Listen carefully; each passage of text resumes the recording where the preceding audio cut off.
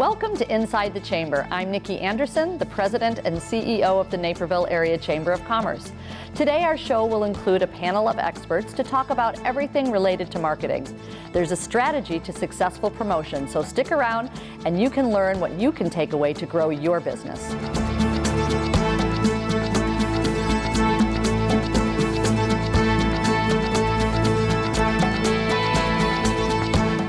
And I'd like to introduce my guests for today. We have Bruce Jones with Design and Promote. Welcome, Bruce. Thank you. We've got Angela Bender with Naperville CARES. Welcome, Angela.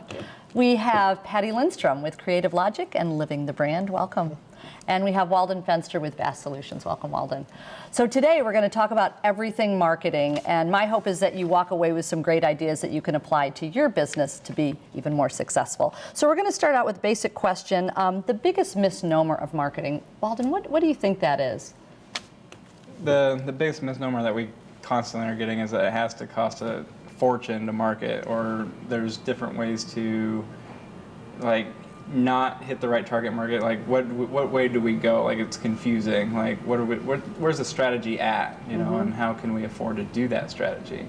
And that's kind of the biggest misconception that we see, is that it doesn't have to be expensive, but it is an investment. You know, like we don't want to take on and misform the mindset of the person, but there has to be an investment too, but it really can be tailored to their budget. So great. And the value of marketing too.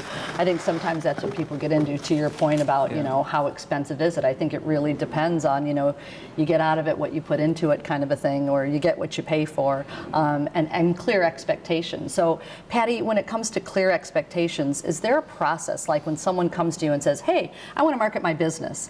You know, obviously that's such a broad question, but is there like a process that you take them through so that they understand really the vastness of marketing? Well, I'll kind of go back to the initial question about a misnomer. I think a lot of organizations are on a path without a map, meaning they begin to look at the tactical approach versus development of a vision and a strategy first, and what channels they should be using in order to execute. So back to the clarity. Without, you know, it's like anything. If you don't know where you're headed, how are you going to get there? Right. It's like setting your own personal goals. You know, I'm going to run a half marathon next year. Right. If I don't train, I'm not going to run a half marathon next year. Right. So, you know, a business is the same. If you haven't mapped out how you're going to get there from a business standpoint and a marketing brand strategy standpoint, your chances of acquiring the outcome you hope for is slim. Right. And I think too, a lot of it, you know, a lot of people think marketing is sales, and they don't really think there's a lot beyond just the sales portion of it. So marketing to me is the supporting of the sales. Once you're going in to make the sale, you've already supported, you've given all the information, you have a feeling about the company in the background and how the personality. Right. So it's not, you know, some people think marketing, oh, that's sales. Right. If you don't have everything to build up to that point, you're not going to be able to sell. And marketing really is just telling a story, and if you tell a story effectively, then that covers the sales process. Right. I mean, having that laser focus on the strategy, you know that if there is a true result, you can market it to that whole industry or to their persona of their person. Right. And it's just telling stories, and it gets them engaged and interacting with your vision or strategy. So really, there really is a misnomer about the conception of marketing and sales. I agree. Right. Yeah, if you don't consider who your target audience is and where they're hanging out and the best way to market to them, what they're interested in, and try to kind of answer the questions that they might have about your product or service, then you're not as effective as you could be. So I have a question for you. Has anybody ever come to you and said, here's my idea and here's what I want to do, and you were like, that is just not the way to go? And then what do you do? Sometimes people have even had us sign a non-compete or something like that, and Really? I'm thinking behind my head, it's like, I've had a lot of better ideas than this myself that I just didn't have the energy to put into play. Right. So, but yeah, you try to help them out as much as they can and help them see the light on what it's going to take to achieve those goals. Okay, interesting. We know that, you know, social media is huge. Does that trump things like newspaper ads and radio ads, or is it part of the greater, plot to have this great marketing program? I think it's part of it. You've got to know your audience. There are some people that still, read the paper, use the paper, and a story and me too. I get, we get the papers delivered to our house still. So I think you need to know your audience. Know people are listening to the radio. People like to clip articles, they see the ads, they still read the magazines, so I think social media is part of it.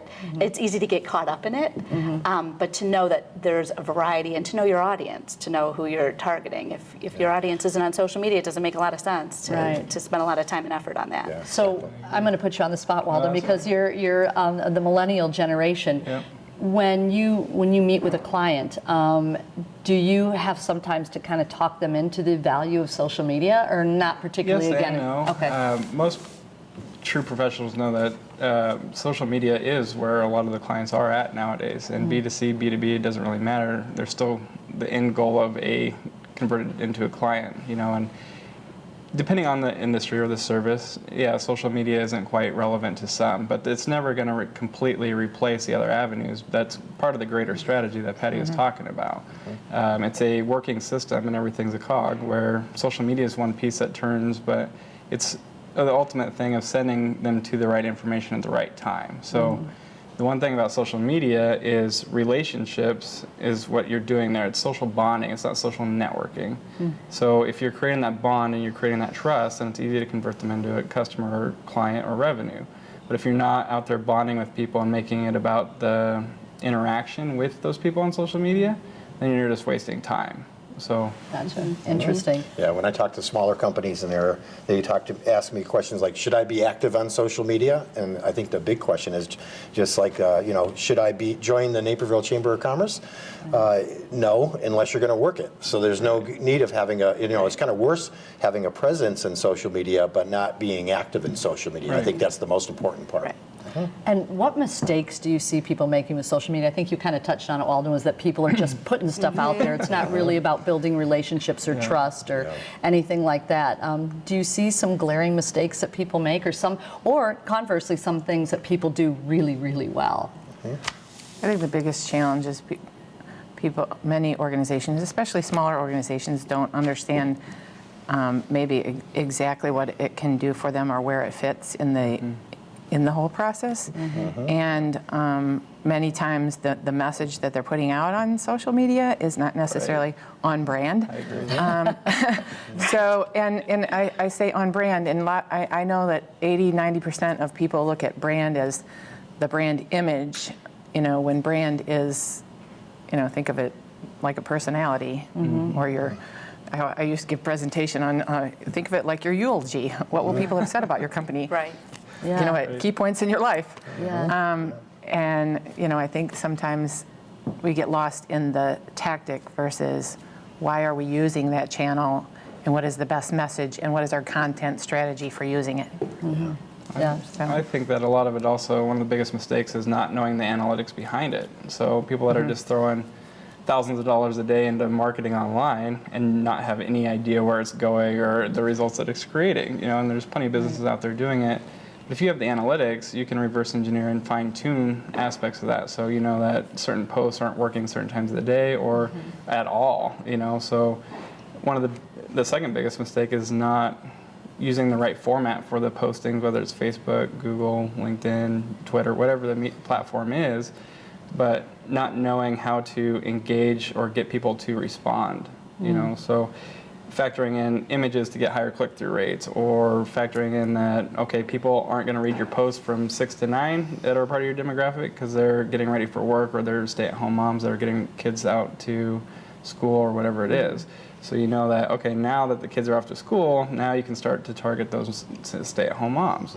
But it's just really coming back to the data and the analytics behind the campaign and why you're doing what you're doing, not just throwing something at the wall and hoping it sticks. Right. So, Yeah, when people end up landing on a website, they don't realize that like 3 to 5 seconds, people have to know what you do actually there. And a lot of times they're stressing, so many years in business and excellent customer support, but think like a customer, and what would they see there? They don't even understand that that's what your business is about. Exactly. Until they get a little bit deeper. So that's important.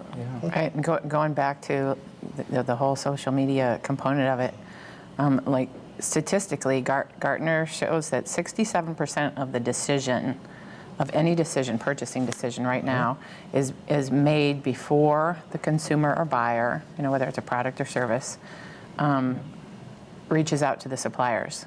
By 2020, that will be 85%, and human interaction will be less and less of that component. So, in terms of thinking about social media, and it's probably less so for smaller, local businesses, but when you're talking more larger business to business or consumer brands, the human interaction is going to become less and less. So it becomes more and more important. Critical, like Absolutely. Bruce was saying about having those landing pages or having the right content in front of the right people at the right time.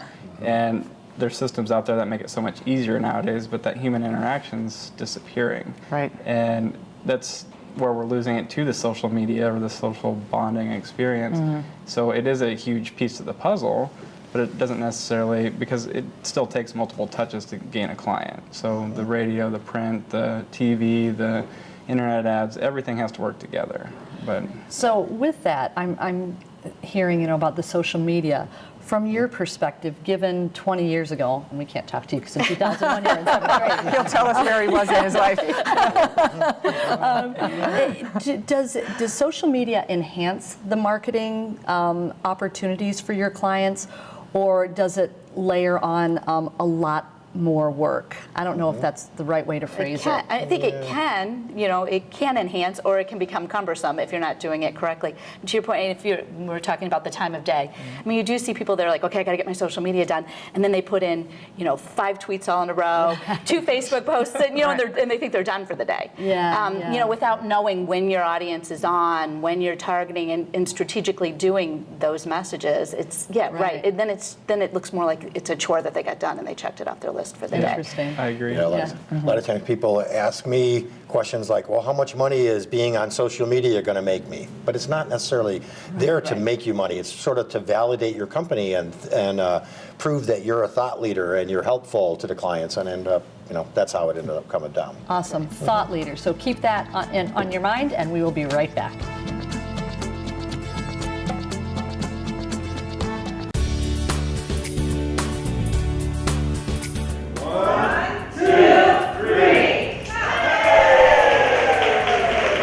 Snap Kitchen is a really cool, innovative concept. We say we're fresh, healthy takeaway. I think the best way to describe it is that it's almost a market of to-go items, right? So everything we make from scratch. It's all for the most part local. A lot of it's going to be organic as well, and it just happens to be prepackaged, so it's really, really easy for you to grab it and go like in a snap. So that's the whole idea where the name comes from.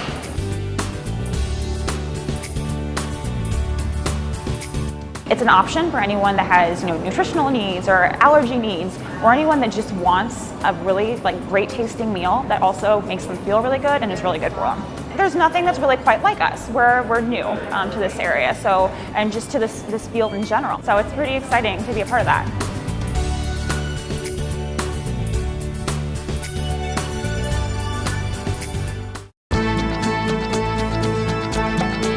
So I'm a big tip person, or a bullet point person. I like to get information, as easily and concisely as I can.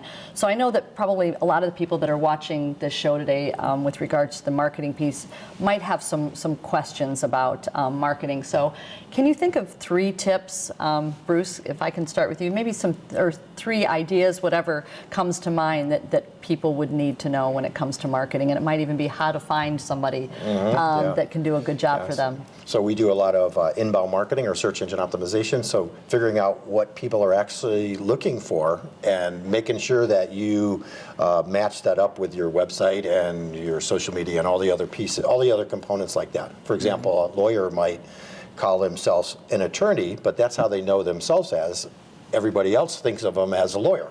So make sure you have the word lawyer on your website, those kind of things. Interesting. Have you ever said no to a potential client that came to you? Oh yeah, there's many of them. Mostly with the Google Penguin update, where everybody was doing bad SEO and they wanted us to help. And it was like it would be less expensive to build a new brand than to try to fix your existing SEO. Interesting. Interesting. Patty, can you think of some tips or a tip that you could give to our viewers to Specific to marketing, just marketing in general? I would say the biggest tip would be to be transparent, be authentic, know who your brand is and who you're speaking to, value your community. And I don't mean your community as in we're in Naperville. I mean, what is the community of your brand? And how are you speaking to them or marketing to them or serving them? And be about the service, not about the sale. Great. And with that budget, because that's what I always think about is, being realistic about a budget and doing your homework, because, someone says, oh, it'll cost me $150 to, and I know that I'm exaggerating, but you get the point. So, maybe doing homework about the budgeting process so that they come to you and say, here's my budget, here's what I've got, so that you guys can either say, you're never going to be able to do anything with that, or that's very realistic. Well, and you don't know until you know, too. So sitting down with professionals that can say, okay, this is exactly what it would cost, or a ballpark at least, so that most people think that it could just be, oh, I can sit at home and do this by myself, or I can just hire my cousin who builds websites on the side. Yeah. There's a true difference between like a Honda style website and a Rolls Royce style website. Sure, and having that right, or setting that right mindset or mentality with them, so that they know, okay, this website could be $100,000. This one's a couple $1,000s. Which one? Where's your spectrum? How much can you invest into a tool that never sleeps? So we always come back to the fact that it can be your number one sales rep, your number one client service rep, and it can answer all the questions that you don't need to be online answering. Gotcha. So you're basically hiring potentially 3 people right there. So it's a real, true investment. And setting that right mindset's huge in that budget, so that they know. Right, and going back to the 67%, if the decision is, if they gathered their information before they reached out to the suppliers, and what you have out there is the only thing they know, when I say what you have out there on the web, if that's their only sales tool, Right. and it's mediocre at best. I think for small businesses too, if you don't have a whole big marketing department, or you don't know, there's, I think, and it's changing nonstop all the time, all the marketing tips and tools. Definitely, subscribe to blogs that are in your industry in marketing that you can understand. There's lots of free resources. Go to, I've been to some of Bruce's workshops. Go to workshops, seminars that are free. The Constant Contact does, free. Do webinars. Learn more, and then see, okay, I can't do this. I need to hire professionals for this part. This part's really important, and who do I need to hire for that? And it pertains to my business, because not everything pertains to everybody. Right. I think there's so much information out there that people get confused. They go out there thinking they'll educate themselves, and it's just all moving so fast. And the tendency again is to hop on the shiny, Right. and instead of maybe taking a step back and really thinking about what do we need to do and why, who do we need to speak to and why, and where are they? It's easier to react or continue in the path that you know than to slow down and either get good advice or or change your pattern. Right. Yeah, if you think of marketing, it's almost like a popcorn trail. Nobody just comes on your website and buys right now. Right. So if your call to action is buy right now, you're probably not going to have very good results. Right. But if your call to action is learn a little bit more about this particular product and listen to testimonials of people that have used it, you're a lot more likely to have success in the end. Right. So I'm going to ask maybe a prickly question, but one that you guys would know. When you think of sites like Yelp or review sites, is that something people should really take seriously? Because I've heard a lot of different things about those kind of sites, pay to play kind of stuff. But when you said, looking for someone, I'm a big believer word of mouth is probably the best way to learn about a potential, client. So what are your thoughts on that when people say, oh, well, I went on to such and such site and they, said this doctor's not good. What are your thoughts on that? So I have a piece of that one related to SEO, and you're doing a search for something. If Yelp comes up or one of the other directories that comes up at number one, then that's probably a directory that you do want to be in because people are finding that first before anybody else on the bottom. But if not, then you could probably do it yourself. And reviews, I don't know. I guess That's why I said it's you have to temper that with reality of Right. whatever it is. Because they're out there, people are looking at them, so Right. you need to take them seriously. You can't just dismiss it. So you do want to make sure, but like you prefer neighbors and asking that. Right. I do too, but the reality is you're out there and you need to Google yourself and you need to see what people are saying about you. Exactly. So it comes back to that reputation management that Bruce is talking about, that if you know somebody's finding that information first, why not highlight that so that it reduces it makes it more efficient for them to find you and relevant information. But there's systems out there that are automatic review systems that'll post everywhere as soon as they review you once. So like there's ways to reduce that bottleneck and reduce that time that it takes to send out all kinds of different reviews and like, go to my Yelp page, then my Google page, then my Facebook page and review me on all of them. Like there's systems out there where you can send them one survey and it'll automatically update to your website, all your social media, all of your Yelps, Google, everything. So it reduces that bottleneck, and that's a huge thing to the client. But when you're looking at reducing like bad reviews, that's something completely different. So like if you're trying to cover up compared to highlight relevant information, that's where it gets kind of an ethical dilemma. Okay, sure, sure. Right. And I think it also goes back to like local versus national, global. If you're talking business to business, referrals and your network and your extended network is going to be the best, referral at a local level for more local businesses. But I think those kinds of sites become a lot more relevant when it's a national or a global brand that you have it's sheer numbers. Like Glassdoor. I mean, that's a place that is very valuable to large organizations, but you can't sit there and review every entrepreneurs and young and small businesses are busy doing what they do versus being on every So on an individual basis, then LinkedIn recommendations is kind of an important part, right? So the good trick for that is, how do you get a LinkedIn recommendation? The easiest way is to give to. So you probably get like a 50% return on investment for people that you've helped put a recommendation out there and for to get it back in return. That's a good idea. I didn't think about that. I have a question. So let's say in the last 5 years, I'd say 5 or 10 years, what's been the biggest change in the world of marketing that you have seen? And has it enhanced your role, or has it made it a little bit more challenging? That's kind of a big question. But. Technology. So like we focus on everything from offline to online marketing, and being able to factor in technology to print marketing now. So we can say, okay, they broke off the USB, inserted it, and went to a landing page, and we directed them straight to it, so we have all that person's analytics now. But the way technology has changed in the last 5 years has made it possible to isolate like your ideal client and then be able to reverse engineer it so that okay, in the 5-mile radius of this person where I've already had success, there's other people just like this that I can send to the same information and convert. Good data. So your conversion ratios can go higher based on the technology that now you can build in every aspect. And like social media technology has really been evolving faster and faster and faster. And I mean, just the algorithms and everything that Google has, it's crazy how fast technology is changing. Yeah, interesting. Right. Yeah, and email, like even email marketing. People don't realize when you send an email and then there's links in there, I know if you've opened it, I know if you've clicked on a link, and then I can market to you that way. People get, when they say, people say, I never got it. Right, and I go, oh, yes, you did. So, and you opened it and you clicked on a link, So all of that's a lot. You can go, oh, people are interested in this, and I'll send them a little more, and then maybe they don't understand why they're getting a little more information on that. They think you're like a mind reader. How'd they know I was interested in that? But all of that, I mean, it's great for marketers, to be able to really zone in on people who are interested. And I think it also you hear everyone wants to know, how do we serve the millennial?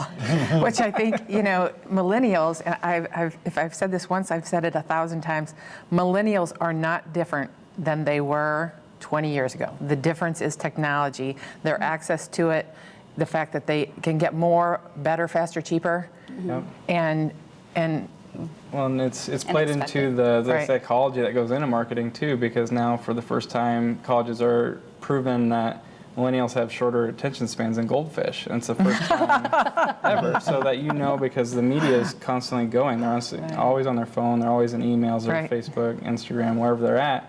But they're in front of media 24/7. They barely sleep. So Right. like it's been proven that they're just steadily going down just because it's so readily available. Interesting. When it comes to having your customers and having a successful rollout marketing plan for them, going through that process is really probably rewarding when you see the success on the other end. As we kind of wrap up the show, is there any last piece of advice or tip or insight that you would like to provide for our viewers? You guys have been given such great information. Is there anything that comes out? I would say, marketing, think of it as your personality, which we discussed. It is how you're projecting yourself. It is, you embody that, and think of it that way when you're marketing your company. This is the image I'm portraying. This is, and what do I want to portray on all platforms, your website, your email marketing, your social media. That's the person that you are as your company, and you want to relate it that way. Right. And I think just think like your customer and kind of forget everything about your business and imagine yourself in your customer's shoes and walk that same path. Is that the correct path that you think it is? And go like that. Interesting. I think it's all about results. So you could take any one of our answers and we could all have different perspectives on things, but the results will never lie. They'll generate a result no matter how you do it, and if that result is awesome, just keep doing that. If it's not awesome, don't do it anymore. Fine tune it or tweak it, so make it work.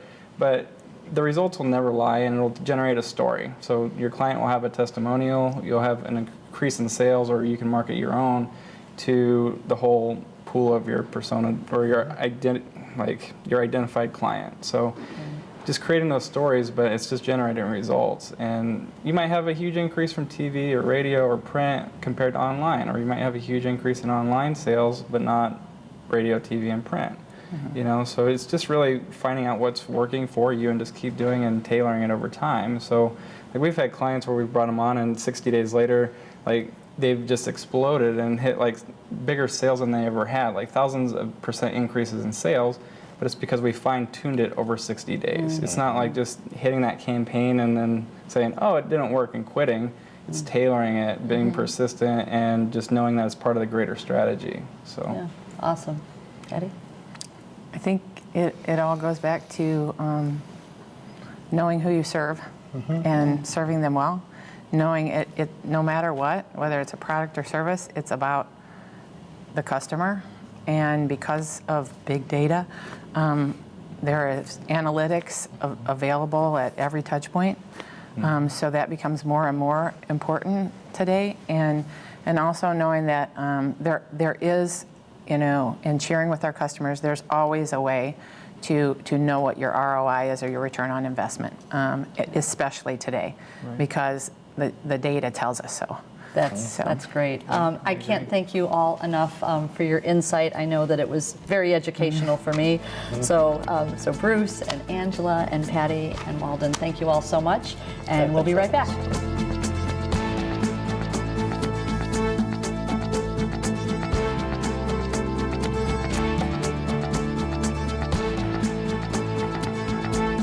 Thank you for joining us for Inside the Chamber, Marketing Your Business for Success.